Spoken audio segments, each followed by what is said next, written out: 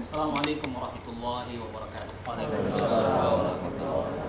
Alhamdulillah nahmaduhu wa nasta'inuhu wa nastaghfiruh wa na'udzu billahi min shururi anfusina wa min sayyiati a'malina man yahdihillahu fala mudilla lahu wa man yudlil fala hadiya lahu. Asyhadu an la ilaha illallah wahdahu la syarika lahu wa asyhadu anna Muhammadan 'abduhu wa rasuluhu la nabiyya ba'dahu. Ya ayyuhalladzina amanu taqullaha haqqa tuqatih ولا تموتن إلا وأنتم مسلمون يا أيها الناس اتقوا ربكم الذي خلقكم من نفس واحدة وخلق منها زوجها وبث منهما رجالا كثيرا ونساء واتقوا الله الذي تساءلون به والأرحام إن الله كان عليكم رقيبا يا أيها الذين آمنوا اتقوا الله وقولوا قولا سديدا يصلح لكم أعمالكم ويغفر لكم ذنوبكم ومن يطع الله ورسوله فقد فاز فوزا عظيما أما بعد.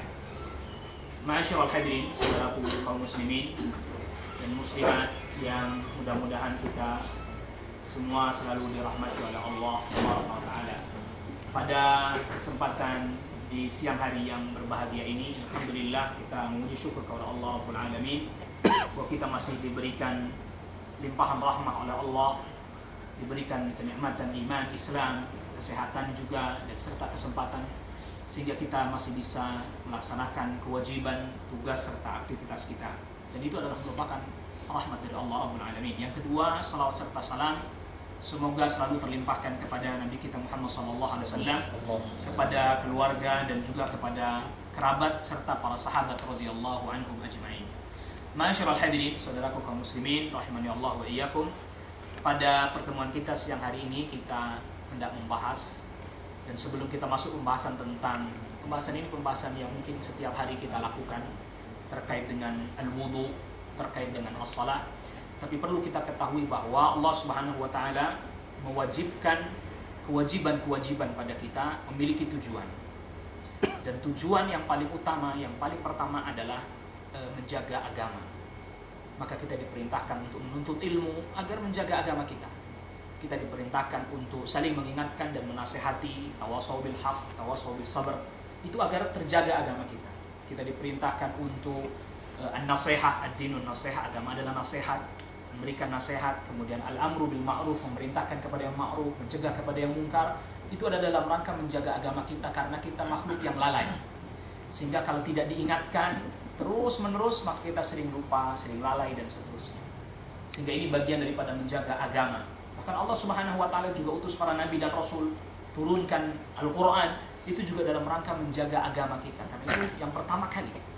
Jadi tujuan-tujuan dari diutusnya para nabi dan rasul dan kewajiban kita menuntut ilmu termasuk beribadah.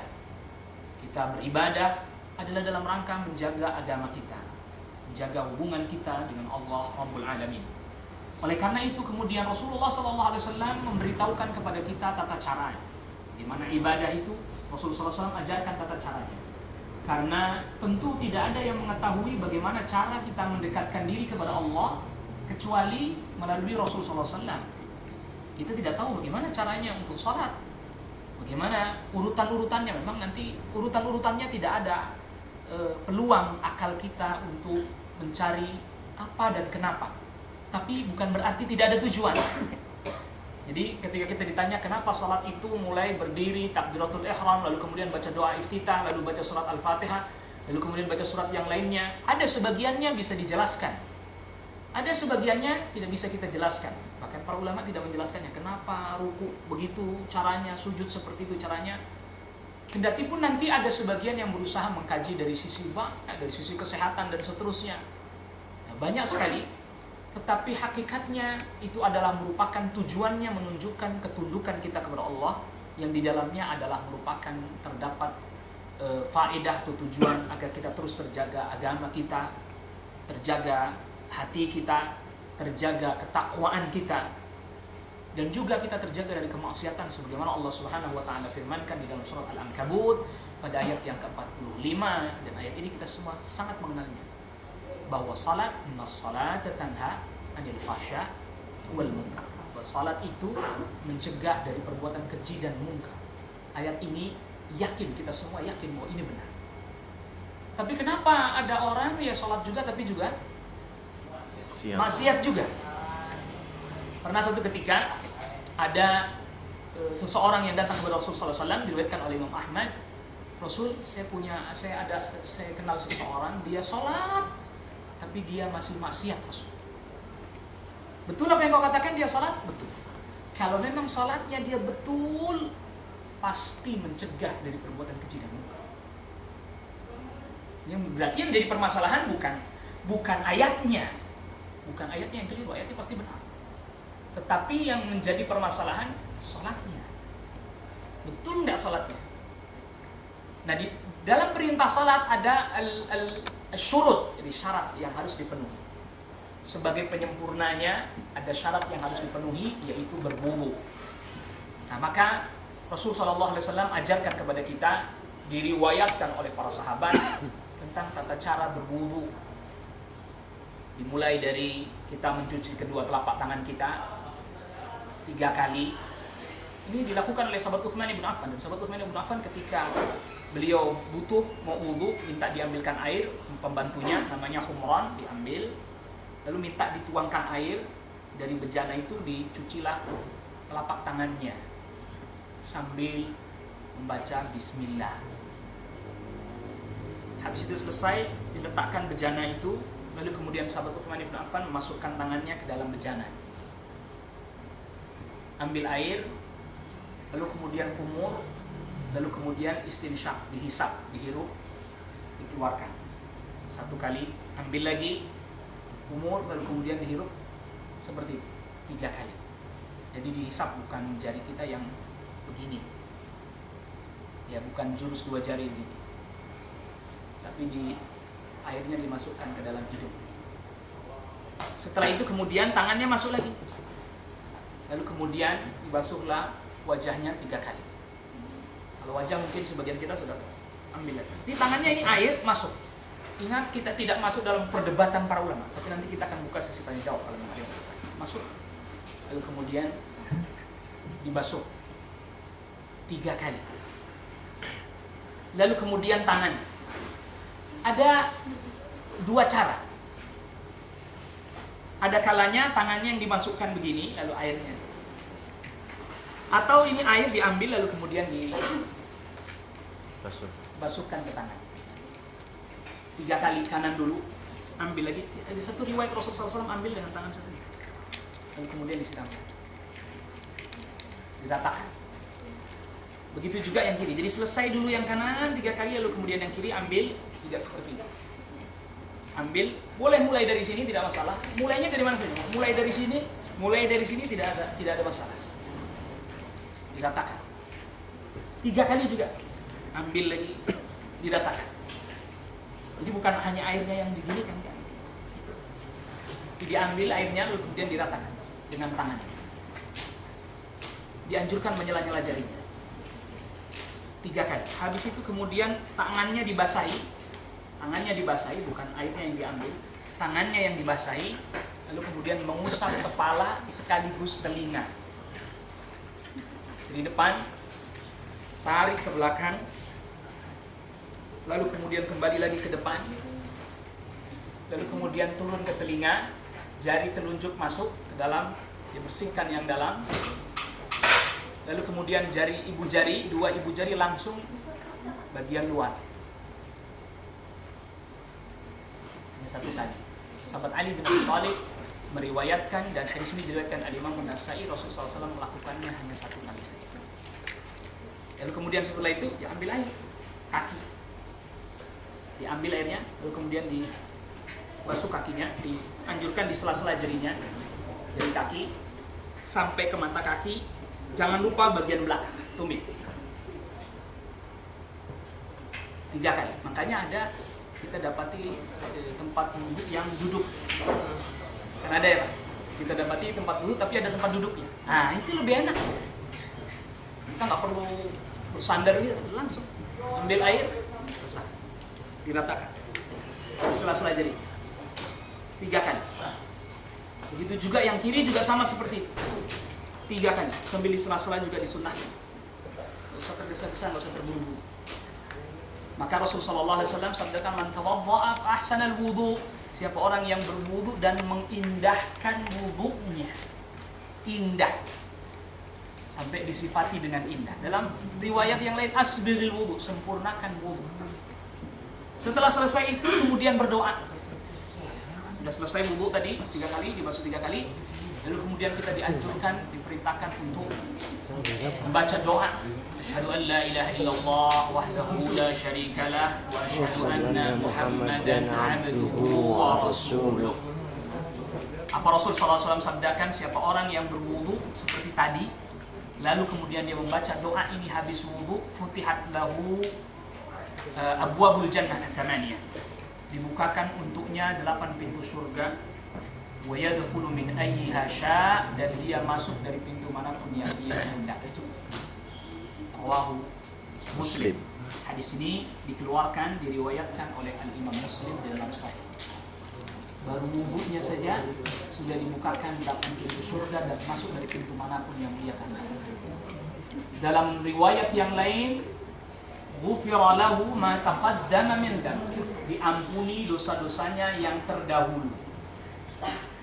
Jadi dengan berwudu diampuni dosa-dosa yang terdahulu. Dalam riwayat yang lain, dalam riwayat Imam Muslim disebutkan, apabila seorang hamba ketika dia basuh wajahnya, maka berguguranlah dosa-dosa bersamaan dengan tetes-tetes air wudu. Begitu juga ketika dibasuh tangannya, berguguranlah dosa-dosa dengan tetes air wudu yang melekat pada tangannya. Terus seperti itu, sehingga ia pun ketika selesai berwudu, bersih dari kesalahan dan dosanya, selama dia menjauhi dosa besar, dan pada saat itu dia baru layak untuk sholat. Jadi sebagaimana kita ketahui bahwa ini merupakan syarat sholat. Tidak sah seseorang sholat tanpa berwudu. Kenapa demikian? Karena dia harus bersihkan zahirnya, bagian luarnya, sebagaimana tadi diperintahkan oleh Rasulullah SAW. Lalu kemudian habis itu dengan dia berwudu seperti yang tadi Rasulullah SAW ajarkan, lalu membaca doa diampuni dosanya, maka kharaja naqiyan minadz dzunub.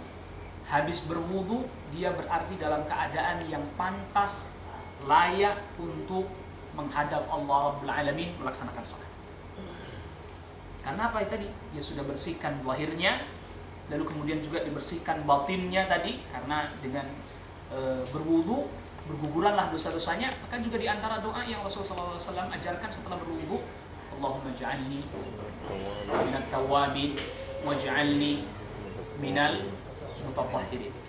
Ya Allah, jadikanlah aku termasuk orang-orang yang bertaubat. Orang cirinya orang yang bertobat adalah orang yang berusaha untuk selalu mensucikan dirinya, zahir ataupun batin. Caranya dengan melaksanakan ketaatan dan ibadah kepada Allah Rabbul Alamin. Maka orang yang selalu melaksanakan ketaatan dengan berwudu, dia salat dan seterusnya, tanda dia adalah orang yang mau terus bertobat kepada Allah dan terus berusaha mensucikan dirinya. Dan juga ini diriwayatkan dari Imam Tirmidzi, termasuk doa juga habis wudu. Satu lagi, jadi kita kalau sudah tahu nih, kadang pakai yang ini, kadang pakai yang ini, kadang pakai yang itu, boleh.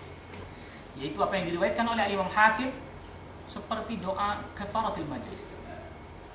Subhanakallahumma wa bihamdika asyhadu an la ilaha illa anta astaghfiruka wa atubu ilaik. Ini juga termasuk doa habis wudu. Yang Rasul SAW sabdakan, siapa orang yang membaca doa yang seperti ini habis berwudu, maka dia akan dicatat di catatan yang tidak akan pernah rusak sampai hari kiamat. Artinya ini nanti akan menjadi bagian dari catatan amalnya di akhirat, yang di dalamnya terdapat mensucikan Allah, at-tasbih, subhanallah, ya, subhanakallahumma, itu mensucikan Allah, wa bihamdika, memuji Allah, asyhadu an la ilaha illa anta, bersaksi bahwa tidak ada yang diibadahi dengan benar kecuali hanya Allah, sebagaimana tadi doa yang pertama, asyhadu an la ilaha illallah wahdahu la syarika lahu wa asyhadu anna Muhammadan abduhu wa rasuluh. Pasti seorang mukmin, seorang muslim, setiap dia wudu pasti syahadat terus. Belum lagi nanti di salatnya juga syahadat juga. Ini sekaligus kita diingatkan bahwa ibadah yang kita lakukan harus berdasarkan dua hal. Syahadat an la ilaha illallah berarti ikhlas. Yang kedua semuanya. Mana yang paling hafal? Allahu akbar kabira, pakai itu. Paling pendek juga bisa, Pak. Apa? Alhamdulillah katsira, subhanallah bukratan wa asila. Boleh. Boleh. Cukup. Pahalanya sama. Rasul SAW ketika ada orang baca Allahu Akbar kabira walhamdulillahi katsira wa subhanallahi bukratan wa asila, apa Rasul SAW sabdakan? Siapa yang baca itu tadi? Saya Rasul yang baca. Saya kagum dengan kalimat yang kau baca itu karena dibukakan pintu-pintu langit sebab kalimat yang kau baca itu. Nah, mungkin sebagian kita ada yang bertanya-tanya, kok cuman Allahu Akbar kabira? Memang di dalam hadisnya cuman begitu. Yang wajah-wajahnya ada lain lagi dalam hadis yang lain. Begitu, terpisah. Tidak jadi satu, terpisah. Jadi kalau yang seperti ini berarti kita tinggal ambil salah satunya saja. Jadi tidak di-mix. Enggak di-mix. Mungkin ya karena belum tahu apa ya. Itu salah satu. Lalu kemudian membaca hadis itu membaca ta'awudz, a'udzubillahi minasyaitonirrajim. Ada yang ta'awudz yang agak panjang, a'udzubillahis samiil alim minasyaitonirrajim. Ada ta'awudz yang panjang lagi, a'udzubillahis samiil alim minasyaitonirrajim min hamzihi wa nafthihi wa nafthihi. Ini apa? Yang pendek aja. Habis itu kemudian baca bismillahirrahmanirrahim, lalu kemudian baca suratul Fatihah. Ini posisinya sedang berdiri kan? Baca. Makanya dibacanya pelan-pelan. Ya biasa, baca biasa. Alhamdulillahirabbil alamin. Maliki yaumiddin. Seperti kenapa dipilih surat Al-Fatihah? Surat Fatihah surat terbaik di dalam Al-Quran. Sepakat. Semua para ulama mengatakan surat Al-Fatihah surat terbaik di dalam Al-Quran. Maka surat itu yang Allah Rabbul Alamin pilih untuk kita supaya dibaca berulang-ulang di dalam salat. Karena salat itu ibadah terbaik. Sehingga yang pertama kali dihisab nanti pada hari kiamat adalah salat. Makanya dipilih yang terbaik, semuanya serba terbaik. Habis itu baca surat. Terserah, baca surat yang pendek tidak masalah. Tidak ada masalah membaca surat yang pendek, tidak ada masalah. Tapi itu dibaca dengan sambil direnungi makna dan kalimat. Lalu kemudian menuju rukuk. Dianjurkan juga ketika kita rukuk mengangkat tangan. Tetap dianjurkan mengangkat tangan. Nah, ini kita tidak masuk perdebatan apa wajib atau sunnah. Kalau diperintahkan, kenapa nggak kita lakukan? Kita tidak mengangkat tangan. Allahu Akbar. Tinggal diangkat tangan, diangkat tangan. Ya, habis itu kemudian rukuk. Jadi peluang-peluang kebaikan itu jangan pernah ditinggalkan. Cuma sunnah inilah, nggak usah lah, nggak usah angkat tangan. Allahu Akbar. Tidak. Tapi peluang kebaikan, itu diperintahkan, dianjurkan, walaupun tidak wajib. Kalau umpamanya lupa, tetap sah salatnya, tetapi peluang kebaikan. Sekiranya kita ingat, mengapa kemudian kita tinggalkan? Angkat. Allahu Akbar menuju kepada ruku. Ruku Rasulullah SAW meletakkan tangannya di lututnya. Nah, kalau di lutut berarti tidak bisa lurus. Ya, ternyata rahasianya kenapa? Ini punggung dianjurkan supaya lurus. Caranya, ini tangan ini kita agak rendahkan sedikit ke samping. Sehingga dapat lurus. Sambil seperti ditarik ke depan. Jadi Rasulullah SAW maddahu maddan, memanjangkan itu berarti seperti ditarik ke depan. Tandanya itu di sininya sakit. Ini Rasulullah SAW pernah seperti ini, seperti berdirinya. Sedangkan Rasulullah SAW ketika berdiri baca surat Al-Baqarah, baca surat An-Nisa, baca surat Ali Imran.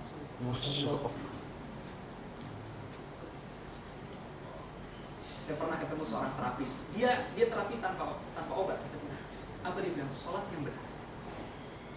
Tarik di sini terasa. Silahkan dicoba nanti. Di sini kerasa tarik. Karena memang kan ditarik. Jadi nggak cuma, nggak hanya sekedar begini. Ini seperti menggenggam. Lalu kemudian yang ini dipanjangkan ke depan. Apa? Stretching ya. Nah, itu bahasanya. Jadi seperti itu. Bayangkan setengah jam lebih Rasulullah SAW bisa seperti itu. Bahkan lebih setengah jam. Nah, ketika rukuk makanya siapa orang yang sholatnya buru-buru gimana itu bukannya stretching ya sakit semuanya badannya.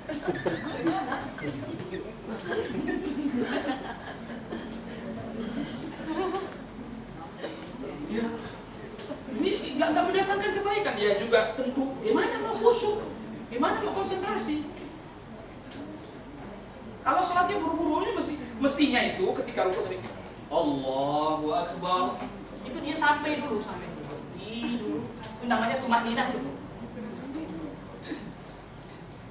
Dia berhenti dulu, baru dia baca. Subhana rabbiyal azim wa bihamdi. Subhana rabbiyal azim wa bihamdi. Subhana rabbiyal azim wa bihamdi. Baru dia bangun. Sami'allahu liman hamidah. Berdiri.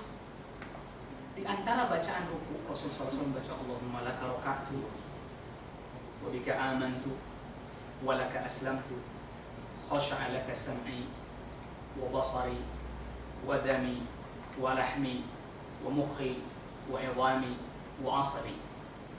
Apa maknanya, apa artinya?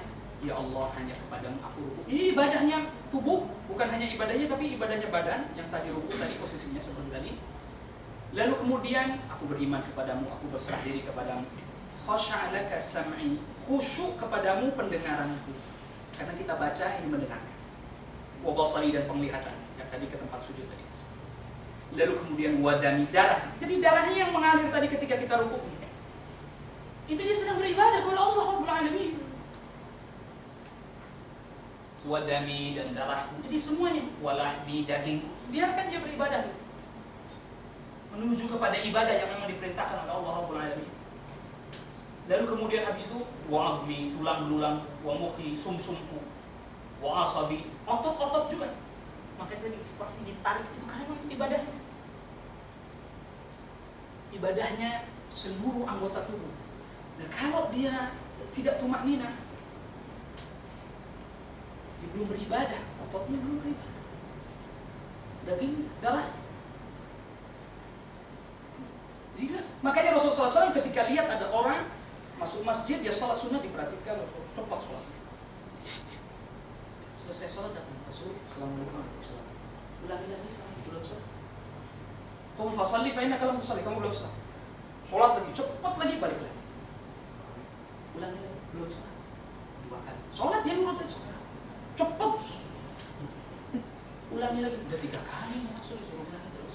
Akhirnya apa dia? Diajarin saya sholat Rasul. Nah itu saya sempat begini, kalau Rasulullah SAW hidup di zaman kita, bulan Ramadan, keliling masjid, udah 20 rakaat, ulangi lagi, belum sholat.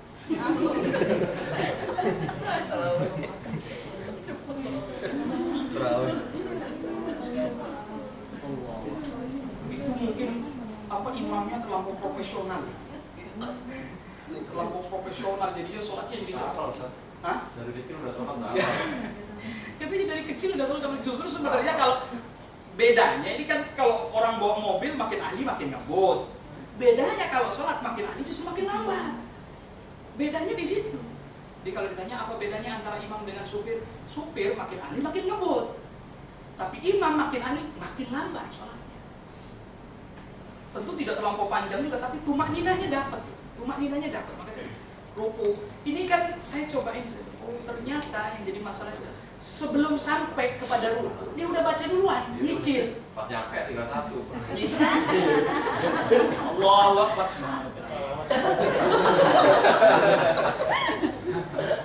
Ini membaca lagi tuh kayak per.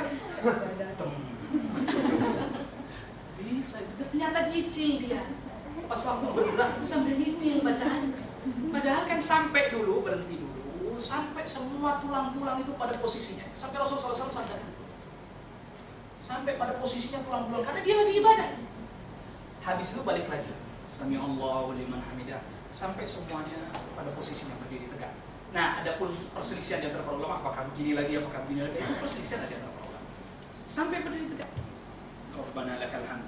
Allahumma rabbana lakal hamd. Rabbana walakal hamd. Allahumma rabbana walakal hamd. Boleh ditambahkan min as-samawat wa min al-ard wa min ma syi'ta min syai'in ba'd. Boleh ditambahkan lagi dalam misalnya dalam satu hadis ini. Ahaqqu ma qala al-'abd. Ahlu tsana'i wal majdi ahaqqu ma qala al-'abd. Kemudian Allahumma la mani'a lima a'taita wa la mu'tiya lima mana'ta wa la yanfa'u dzal jaddi minkal jadd. Belum pernah sampai sepanjang itu enggak apa-apa. Sampai situ aja syai'in ba'd boleh. Juga ada hamdan katsiran thayyiban mubarakan fi kama yuhibbu rabbuna wa yarda. Itu di antara bacaan-bacaan ketika kita berdiri. Makanya kadang kok imam lama banget lupa kali ya. Tidak orang bisa jadi imamnya udah hafal yang itu, makanya dia bacanya panjang. Kita kan Allahumma rabbana lakal hamd. Belum sujud juga. Imamnya bacanya udah yang panjang gitu ya. Allah. Ngapain sih dia masuk di sujud? Dalam hati aja. Gitu. Ternyata dia bacanya yang panjang.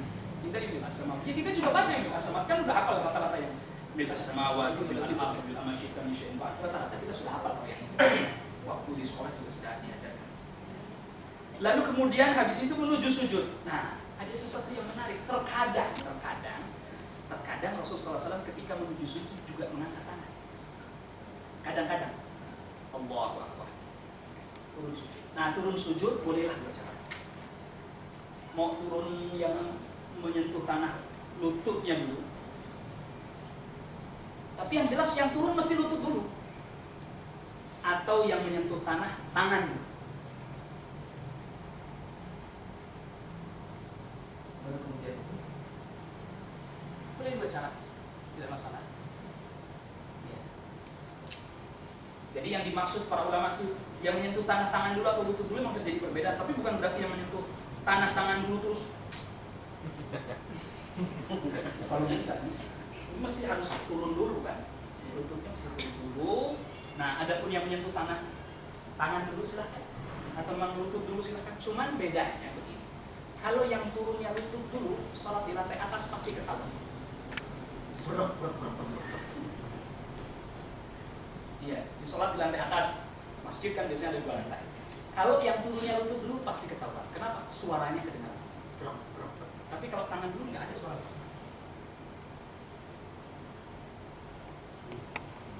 Pilihan mana silahkan, tidak masalah. Lalu kemudian selanjutnya sujud.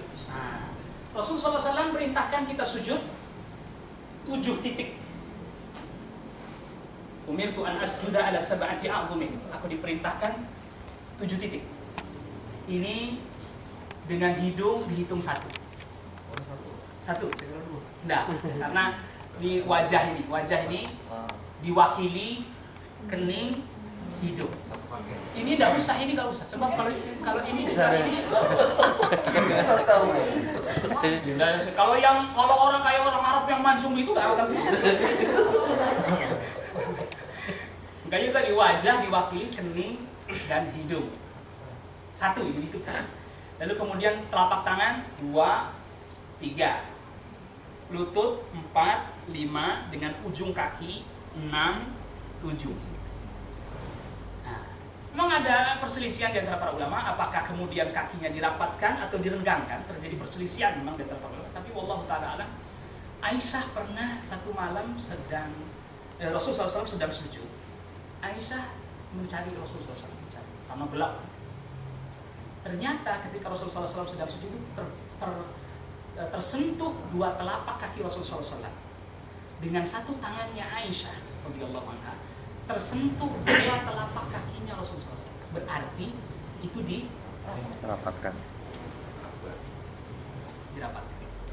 Jadi bentuknya ya seperti ini. Dirapatkan seperti itu. Nah, lalu kemudian ketika sujud, kalau bisa, karena ini tadi supaya bertumpu, maka ini posisi paha kita kalau bisa lurus, tidak begini. Sebab kalau begini berarti bertumpu pada betis. Begini. Lalu kemudian tubuh bertumpu pada wajah dan tangan. Posisi tangan boleh sejajar dengan bahu atau naik sedikit.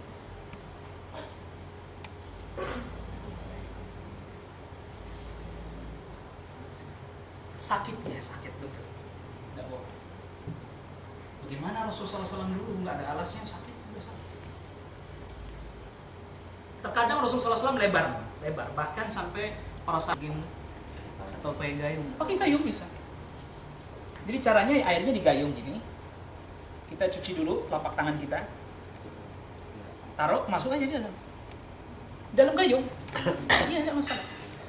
Jadi mungkin kita dulu saya belajar katanya nggak boleh wudu diobok-obok katanya.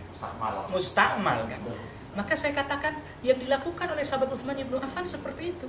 Radhiyallahu anhu. Lalu kemudian kata sahabat Utsman bin Affan, seperti inilah saya lihat wudunya Nabi. Jadi kalau air jatuh lagi tersentuh kita bukan itu, jadi katanya nih saya juga nggak tahu najis kayak gitu kan, jadi kita hati-hati. Padahal kalau saya di kampung kan di itu aja di kolam ikan itu airnya hijau kita piak. Betul. Gitu. Jadi sebenarnya yang lebih kuat, wallahu taala, tidak ada yang namanya air mustahil. Itu tidak ada. Tidak ada. Dan kita untuk menghindar cipratan sulit sekali. Sulit sekali. Tuh, Bapak nggak usah begitu. Bapak wudhu pakai keran nih. Di situ ada air seember. Sulit sekali menghindari cipratan. Nggak mungkin nggak. Mesti ada yang nyiprat. Sulit sekali. Berarti itu sama satu syariat. Justru kemudahan dari syariat. Itu seperti Bapak bilang, saya di kampung tuh air kolam udah hijau. Itu hijau karena lumut ya Pak ya? Karena lumut. Atau kuning karena warnanya berubah, baunya berubah, rasanya berubah, tapi perubahannya karena lumut. Itu tidak merubah air itu. Asik aja deh, terus, balik lagi. Kan katanya itu dalilnya itu katanya. Kalau kayaknya satu kulah ya, misalnya kalau orang pondok biasanya gitu kan ngomong. Itu nggak apa-apa balik lagi katanya. Ya itu sebagian madhab. Iya, sebagian madhab. Tapi ternyata bejana di masa sahabat, masa Rasulullah SAW mungkin kalau kita kayak baskom gitu. Yang namanya bejana itu kayak baskom gitu, terbuat dari perunggu, perak. Tapi kalau yang perak haram nggak boleh, atau dari emas, atau dari stainless lah kalau zaman kita, atau dari plastik, atau dari tanah liat. Itu bejana namanya. Taruh, jadi air ditaruhin, dituangin situ. Nah, minta dituangin untuk cuci tangannya di luar. Habis itu tangannya masuk. Dibuang tetap. Tapi itu ketika usap mukanya, balik lagi. Dan juga Rasulullah SAW pernah mandi janabat, mandi junub di bejana, gentong atau ember kalau kayak kita. Nyiprat lagi. Habis selesai itu Rasulullah SAW kemudian keluar. Istrinya mandi. Pakai air itu. Jadi tangan cemplungin, bukan disiram pakai gayungnya itu. Jadi kalau air bekas mandi di kamar mandi boleh buat wudhu? Boleh. Sekarang begini, kita mandi di kamar mandi, punya kolam, dan tidak terlalu besar kan? Enggak. Nyiprat nggak? Pasti. Boleh. Wah, ambil gayung. Ada yang bilang kalau dituang pakai gayung itu kan ngalir gitu. Ada yang beralasan begitu. Ya itu tadi zamannya Rasulullah SAW nggak ngalir. Ada yang begini. Itu kan dulu zaman Nabi air sedikit. Zaman sekarang kan air banyak.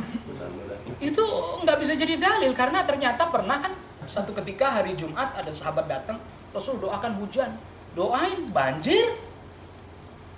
Ini kalau dengan alasan air sedikit tidak bisa banjir. Jadi memang itu sebenarnya kemudahan dari syariat kita, kemudahan. Enggak, kalau kita nyari kudu ngalir, makanya kan biasanya mungkin sebagian kita karena hati-hati akhirnya ember kecil dibolongin kan gitu. Enggak diisiin. Padahal zaman Rasulullah SAW itu tidak pernah ada orang wudu dengan cara yang seperti itu kecuali pasti dengan bejana, kecuali ketika mukjizat, yaitu air yang keluar dari sela-sela jari. Nah itu baru mereka wudunya itu kayak ngalir itu. Adapun selain itu mereka wudu pasti di bejana, karena nggak ada kan zaman itu, pasti di bejana. Kalau adab kita wudhu itu sebenarnya boleh nggak kita adab, kan habis mandi nih wudhu berarti cuma sebelah pakai handuk gitu, atau ada adab sendiri untuk berwudhu itu dalam cara berpakaian? Allah Ta'ala nggak ada. Nggak ada aturan. Nggak ada. Terus kalau sholat, mohon maaf, misalnya kita kepanjangan celana, kita dulu masih diperbolehkan. Ya ini tentang permasalahan ini memang sebenarnya ini kaitannya dengan bab berpakaian. Ya fa'ala kulli hal diupayakan agar dia tidak di bawah mata kaki. Itu nanti ada pembahasan tersendiri tentang masalah ini. Kalau wanita justru pakainya suruh panjang. Rasulullah SAW sabdakan kalau untuk perempuan itu dari pertengahan betis ke bawah 1 jengkal. Kata Ummu Salamah, Rasul itu masih kurang panjang. Baik dikasih panjang maksimal 1 hasta. Dari pertengahan betis ke bawah 1 hasta berarti nyeret. Nyeret berarti ya. Boleh, ya boleh. Kotor dong, kotor belum tentu najis. Dan Rasulullah SAW sabdakan kalau kita lewat tempat yang najis, misalnya kena pakaian kita perempuan, lalu kemudian lewat tempat yang kering bersih, itu jadi bersih, jadi suci. Maksudnya jadi suci, bukan jadi bersih.